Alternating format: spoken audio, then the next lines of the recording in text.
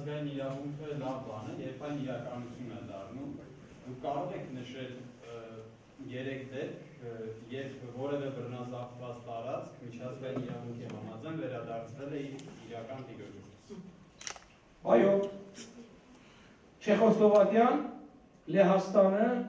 Արևելյան Գերմանիան, Բուլղարիան, Ռումինիան, Վիետնամը, Վիետնամի մասը, Կարելի է ենթադրել, որ դրանք քաղաքական որոշումների արդյունք է եւ ոչ թե միջազգային իրավունքի կիրառում է։ Գիտեք, ցանկացած որոշում ունի քաղաքական, այսպես ասած, բաղադրիչ։ Եվ ոչ միայն քաղաքական, այլ ռազմական բաղադրիչ, տնտեսական տարբեր բաղադրիչներով են։ Բայց ցանկացած որոշում ի վերջո կատարվում է միջազգային իրավունքի հիման վրա եւ միջազգային իրավունքի փաթեթավորմամբ։ Եթե չկա միջազգային իրավունքի այդ հիմքը, դա տեղի չունենա։ Եթե արևելյան, ասենք, եթե կա երկու գերմանական պետություն, եւ եթե չներ այն իրավական հիմքը, որ նրանք ստեղծվել են որպես օկուպացիոն զոնաներ, այդ երիտասարդի արստա, որ օկուպացված երկիր էր, օկուպացված երկիր էր Գերմանիան։ 3 օկուպացիոն զոնայի վրա ստեղծվեց մի գերմանական պետություն, Արևմտյան Գերմանիան, 1 օկուպացիոն զոնայի վրա մեկ այլ պետություն։ Եվ բայց այդ իրավական հիմքը կա։ Գերմանիան գիտեք, երբ համարվեց միացված երկիր, հիշեք, որ Գերմանիան 89 թվականին միավորվեց, պատը քանդվեց եւ այլն։ Երբ որ 90 թվականին 4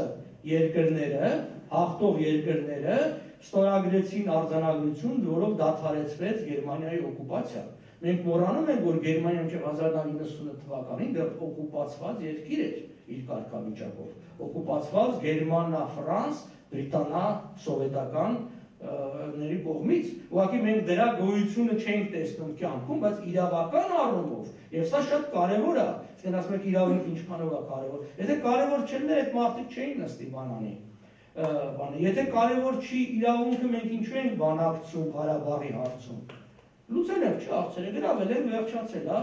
ասենք վերջ, ոչ բանակցում են, ոչ ինչ ենք ուզում, որ ինչ-որ մարդիկ ճանաչեն, ասեն, որ սա ձերն է։ Ուրեմն այդ միջազգային իրավունքը ինչ-որ մի նշանակություն ունի, եւ մեզ համար եւ աշխարհի համար, որտեղ նորից եմ կրկնում, ի վերջո ամեն ինչ աշխարհում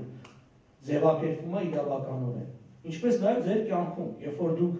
տուն եք առնում, մեքենա եք առնում, հողամաս եք առնում, ոչ թե այն ժամանակն է դա ձեր, երբ որ սկսում եք տնօրիներ, այլ այն ժամանակ, երբ որ տվյալ